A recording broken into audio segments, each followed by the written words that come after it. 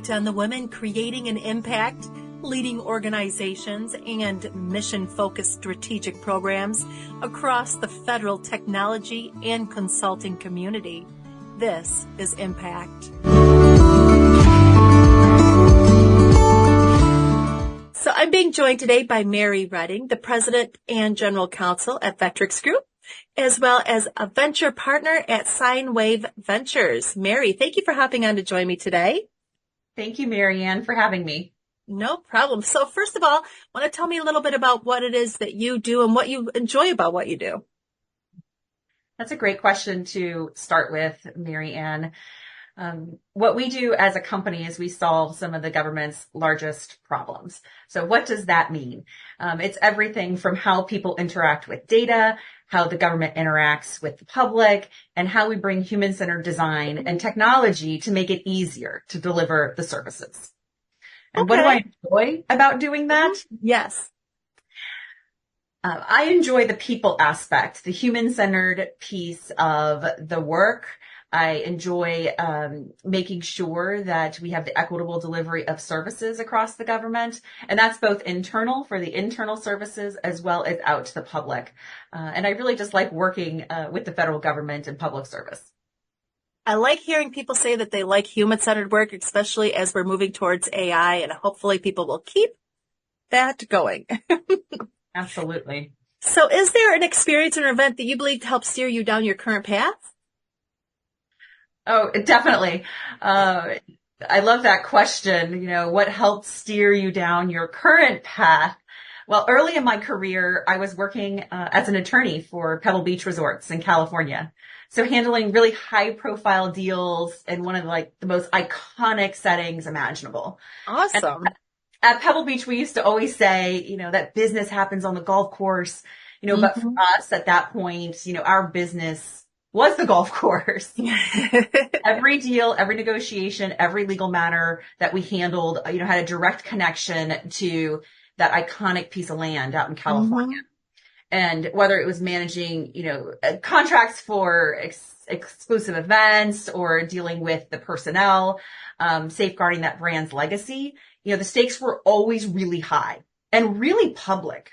We cared about the environment, exceeding the expectations of our guests, customer experience and customer service, and then just learning the fundamentals of being good stewards of an incredible legacy.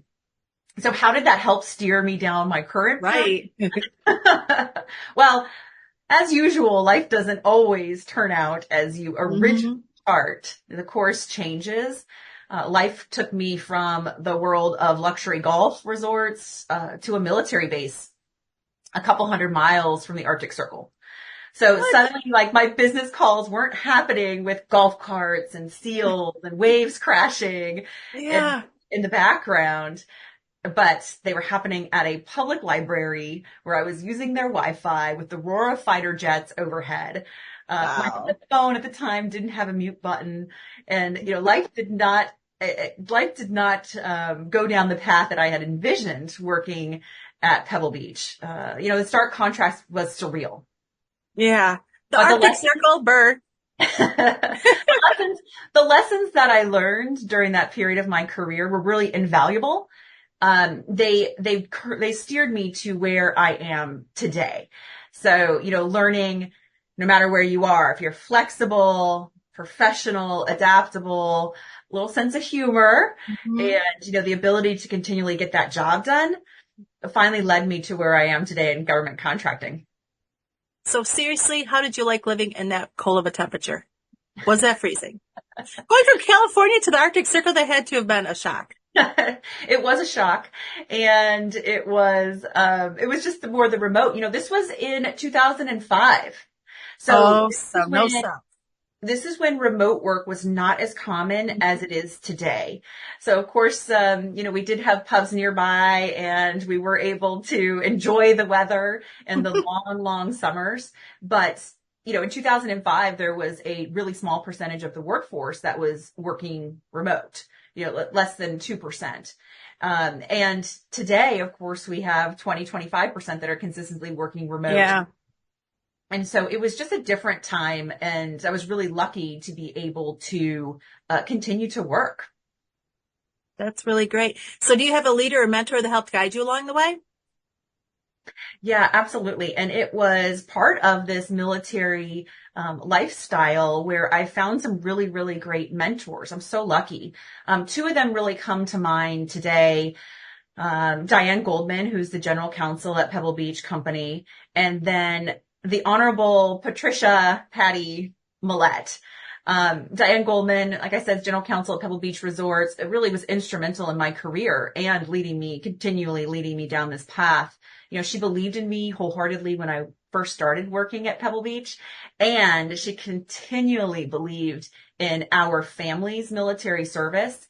And she was just so incredible at offering work every time we had a permanent change of station. So I was never without work. And she always said that I had a place in her office to do good work. That unwavering support from a mentor really gave me stability, but it really showed me an example of the importance of standing by others, especially military families as they're going through constant change. And then on the flip side is Patty Millette. She was a sailor's spouse, a sailor's wife. And she has now risen to sit on one of the most important courts in the country, the U.S. Court of Appeals for the D.C. Circuit. Patty is another remarkable example of strength, grace, persistence, grit, balancing her family's military needs and military life with an extraordinary legal career. So the combination of those two mentors it didn't just inspire me. It's proved it's possible to both be a member of a military family and succeed in your career despite all of the different challenges. And how those mentors really supported me is now how I look to mentors others today. Oh, that's good. And those are some really strong mentors to have. Wow, that's impressive. So, it's really amazing, and Judge Millette argued multiple Supreme Court cases while her spouse was deployed. I mean, the story is just so inspirational, and it really encourages not just me, but all military spouses in particular who are trying to maintain their career as they move. Is your family a military family? We are now a retired family. Oh, and that's so my husband served 21 years in the United States Air Force, flying fighters. And we moved 11 times during that period. And we are now a retired family and living and still supporting the military community in the Washington, D.C. area. That's cool. So you moved that many times. What was your favorite place to live? Just outside of London was one of my most favorites, but there were some other really great assignments along the way. Of course, when you ask that question, the first thing I think of is where we were as a family, and then also where we were with friends and different type of support systems. So each assignment had really, really great favorite pieces. Really cool. So what's something important that leaders should keep in mind as they're guiding teams and driving organizations forward? Oh, it's a great question. When I moved to Washington, D.C., it was here for a 2-year assignment. I had no idea that it would turn into like this foundation of the second half of my career. And I built this path in public service because we believe in public service. We believe in military, national, and public service, and was able to really commit myself and rise through the ranks to become a career member of the SES. And with that role comes this like really great responsibility. And they highlight consistently some really important things for leaders to keep in mind. Of course, you're not only just tasked with driving results, but you're also tasked with driving the culture and mentoring that next generation of leaders. So I think it really comes back to our passion for human-centered design and human-centered work. The most important thing that I think for leaders to keep in mind as they guide their teams and drive organizations through change is that vision. So it's just really essential to articulate a clear shared vision, gives direction, but also gives people the freedom to work alongside you instead of behind you. People really need to understand why their work matters and how it connects to the larger goals of the organization. It is a strong foundation and base of that change management. What's in it for me? turns into what's in it for me, what's in it for the team, what's in it for the division, what's in it for the ultimate customers that we serve, and how can we translate all that all the way back to, the compassion and support that are critical to lead a team. So again, having been supported by and understood by the unique challenges of a military family, I always keep that well-being, compassion, and support of my team at the very front and center of any type of vision. So fostering that culture that encourages the collaboration, the values, and the contributions of each individual really can create a lasting impact. I enjoy leaders that let the team collaborate and just don't dictate. That's absolutely. Those are my favorite leaders. So if someone was looking at your career as a guiding force, what are some tips that you would give them that got you to where you are today? Wow. If someone was looking at my career as a guiding force, if you looked at my resume, it's like, wow, they move every 2 years. They constantly go back to Pebble Beach. The bottom line is that you have to remain curious. So never stop asking questions and seeking to understand more. So for me, what did that mean? Some of the tips I would give is that, when you land in a new place, now that could be a new company, a new position, a new country, a new base, a new duty station, you have to be curious. Ask those questions. Don't just assume that everyone in the room understands all the acronyms. I can't tell you how many times I've had a list of new acronyms next to my, oh my gosh, yes, my desk, right? Or in your notebook. And sometimes there's a fear of, they've hired me, so I need to know what's going on and exactly the right answer. And the more and more experience I get, the more and more it's so important to be curious. The second piece is just to keep going. And so I think it's a follow on to just keep asking questions, but just keep going and not be afraid. I have started over in different positions just because of our lifestyle and transient lifestyle. And I think the key is if you're starting fresh, you're going to go in and you're going to work as hard as you can and learn as much as you can, check your ego at the door and make sure you're going to be that best employee that you're going to be, whether it's 2 years in the job because you were in a transient military family or because you're moving on to a different or an interesting role or a higher leadership role. Just really keep going and ask those questions and not be afraid to take chances. I'll also say that if you're looking at my career as a guiding force, some of the tips, and one of the most important tips is to surround yourself with people who believe in your potential and then look behind. And I challenge everyone to prioritize bringing up the next generation. So while it's a tip that seems like, developing people is maybe not the best or the most likely career advice, it's the best. You want to hire the best people, but you also want to prioritize, people who will fit with your culture and values.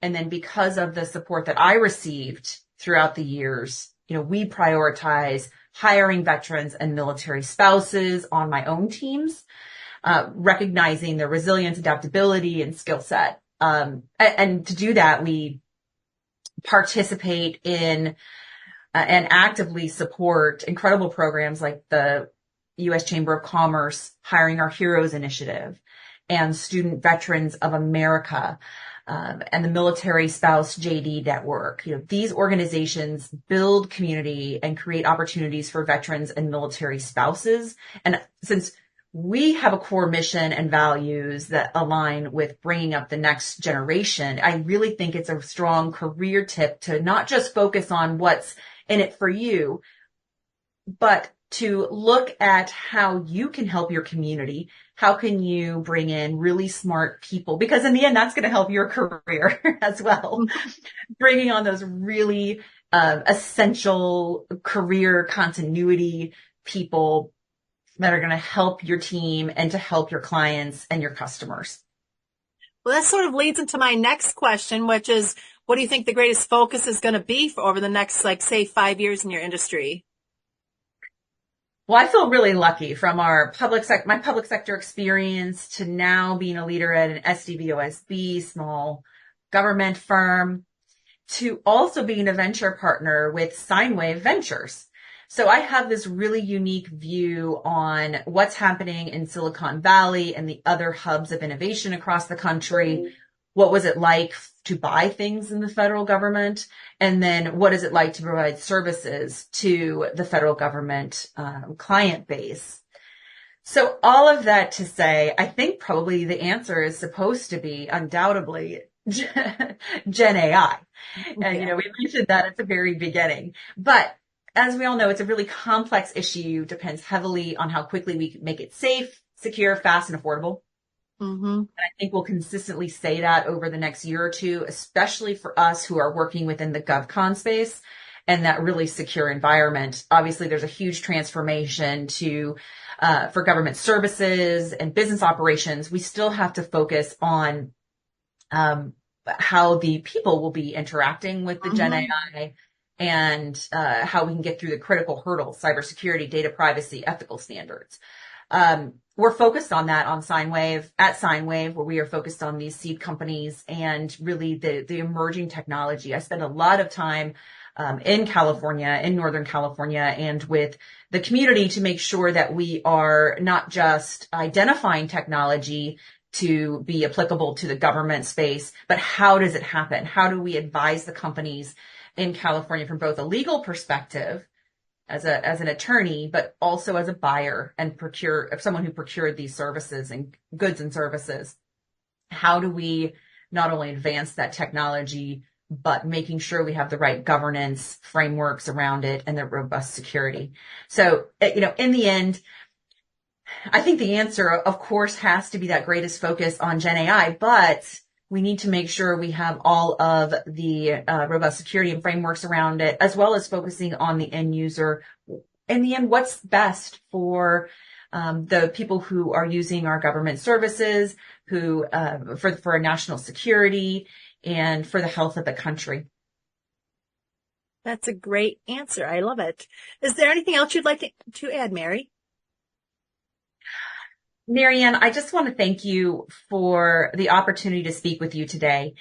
What you do is so important, and highlighting the voices of women in the federal government and women in public sector and women in the GovCon space is so important. And I hope today that I've been able to highlight that my journey was not traditional, and your journey does not have to be traditional as well. I'm always open for coffee and always open to learn from and speak with the next generation of leaders. And I hope by doing this podcast that I'm able to share a little bit of my career path and inspire others to just keep going. Great. Well, thank you so much for taking the time to speak with us today. Thank you, Marianne. Have a great day.